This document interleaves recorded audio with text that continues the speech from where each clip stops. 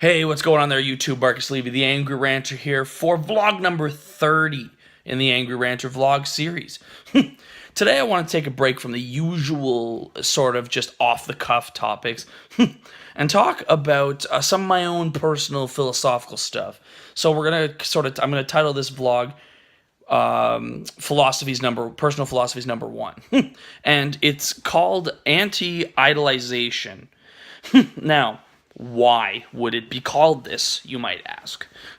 Well, for me, I kind of got sparked by this by just sort of seeing a notification pop up on my screen for a podcast that I listen to, The Minimalists. And they just did a quickie episode, which I haven't listened to yet, but I will eventually, on what to do when you are sort of falling in or out of love with an idol. And I have, as all my friends are aware of, always been somebody who has not believed in idolization, and it's for a lot of reasons. First, a lot of people, and you see it more so in slightly more toxic communities like YouTube comment sections. I'm not trying to call out where this is going, but it's true. You'll see a lot of the bigger name YouTubers who have fans who are so diehard that you can't say a bad word against them. You can't be like, well, I just kind of disagree. They'll go, no, you should die. And it is that bad sometimes. You'll have comment sections that'll say, oh, well, you disagree? Go kill yourself, you know? A lot of ignorant young people, and sometimes ignorant older people too, but less the older crowd. But the first reason why I don't believe in idolization and why I don't myself have heroes that I look up to. Yeah, there are famous people that I was like, if I met them, it'd be kind of cool. Mostly hockey players. But first reason I don't believe in idolization is if you idolize somebody and put them up on a pedestal, it, in a sense, becomes so much harder to fault them or for you to notice their flaws when they appear. For example, there would have been a lot of people who were disappointed these last couple of years when you see just which stars in Hollywood are sexual harassing wingnuts, right? And then, buddy gets pegged off as a Me Too'er, and another buddy gets pegged off as a Me Too'er, and it's like, well, I've lost all respect that I had for these guys. It's the same thing. So I used to love The Cosby Show as a kid. I will never watch it ever again. Never. Not even for the other characters.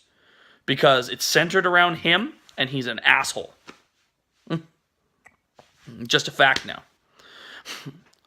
And because of that, I took all my Cosby Show DVDs and garbage. Nope, never going to watch it again. Never going to seek it out. Never going to go and reflect back on that show. I can't. But I didn't view Bill Cosby as like an idol or a figure I would have wanted to meet anyway. But that allowed me to fault him when that stuff came up. A baseball player that I was kind of fond of, Greg Zahn. Not like he was a super Hall of Fame MLBer, but I also did like watching the Blue Jays games and seeing him come up on the news reports next to Jamie Campbell. Me too'd as well. Lost all respect for him. Bye-bye. And it's through not placing any one person up on a pedestal that we are able to fault them. It's the same thing that I would expect if anybody, ever in the future comes to listen to my words. Don't ever feel that you can't fault me. Because then in some way, shape, or form, you take away that level of accountability, and essentially by putting them up on a pedestal, you hope that, well, they'll never need to be accountable for any of the stuff that they ever do. I'm not saying I've done stuff that I haven't taken accountability for yet, but I'm just saying, in case, don't ever idolize anybody. That's the first bit. The second bit is it can cause you to, like, as I mentioned with the YouTube comment sections, become a toxic defender of these individuals. And it's like, but you've never even met these people. I had this one friend who has so vehemently put Chris Brown up on a friggin' pedestal that if I go, well, he abused Rihanna, she would go, well, that was in the past. That's like not fair. Don't judge him on that. But like, he got off scot-free. He's an asshole. No, but you can't say anything against him because his music is great. I mean, R. Kelly's music is good. Doesn't mean he's not an asshole. Just saying. But with this sort of talk of anti-idolization, so that's that. So the second piece is, and we all know at least one person who has vehemently defended somebody who, like, honestly, there's nothing that they can actually say to change my mind on that. You know, like that meme, change my mind, only you never will. You never will. But, and I think a third point, too, is we start to create an unrealistic expectation, and we create these comparisons that, like, I need people who can meet on that level.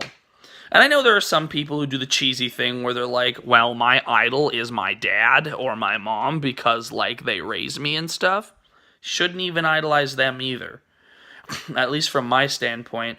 It's kind of Kantian with the categorical imperative, where, you know, if it applies to one, it must apply to all, and that's the way I kind of do it. I don't idolize a single person. The thing that I will do, though, is I will be fond of the work someone has done.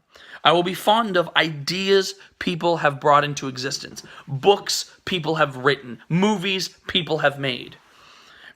I am fond of that, but I will never idolize them and be like, that's my hero. That's who I aspire to be. No. Aspire to be you. Aspire to be the you who creates those things.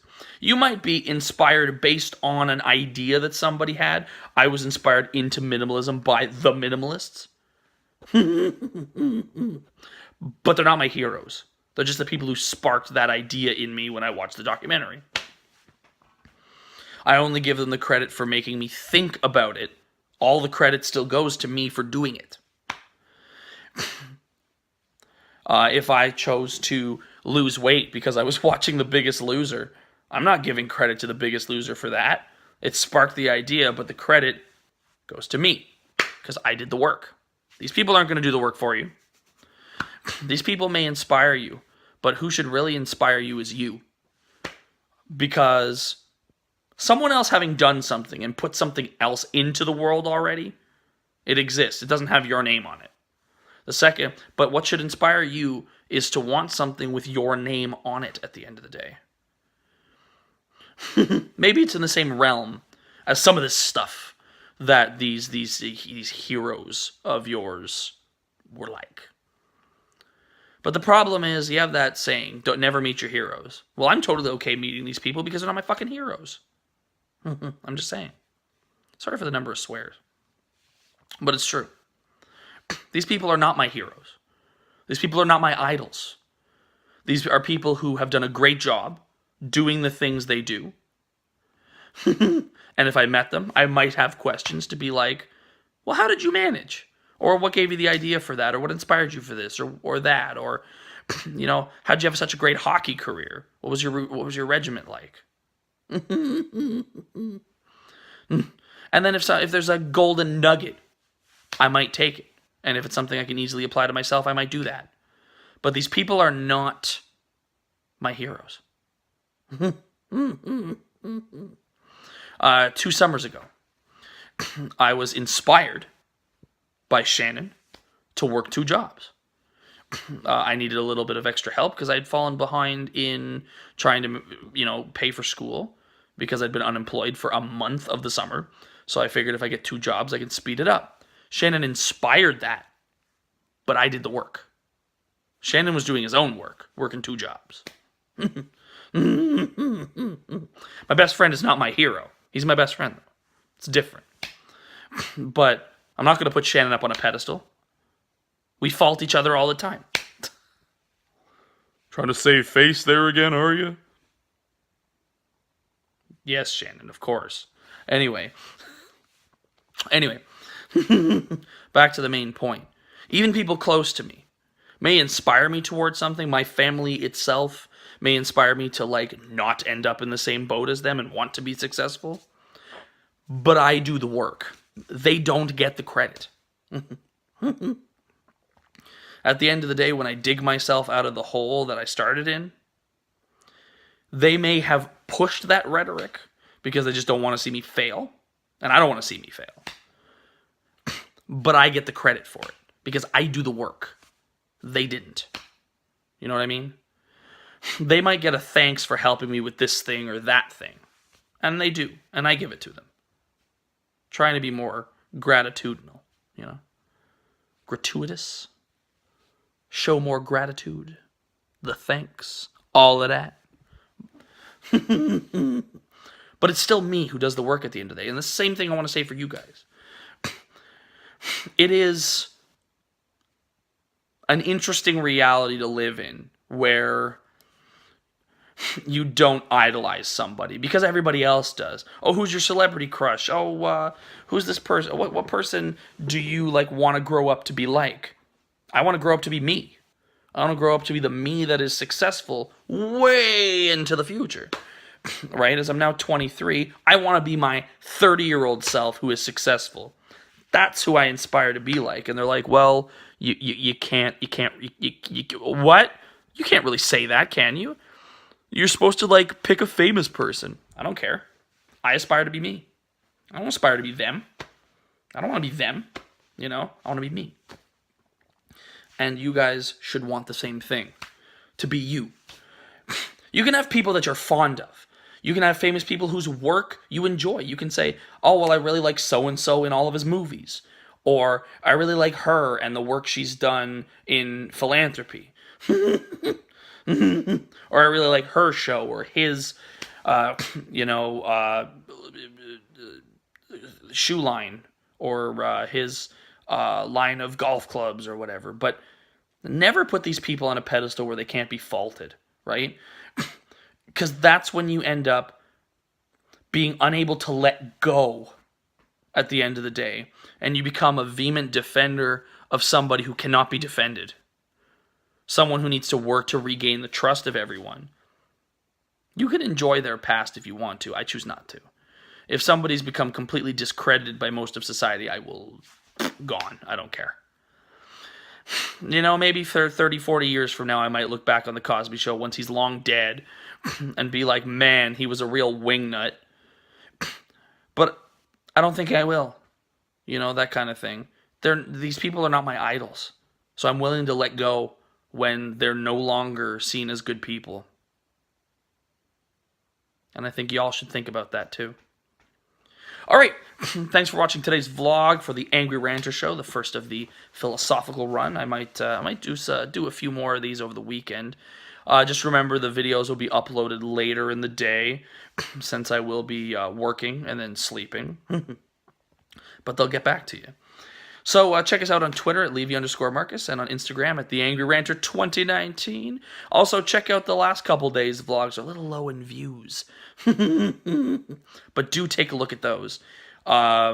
Especially Squad Day at the Range. I still am crying whenever I'm watching it because it's friggin' great. But I'll see you all tomorrow. Check out the Angry Ranter Show also on SoundCloud, iTunes, and Spotify. And I'll see you all tomorrow. Peace out.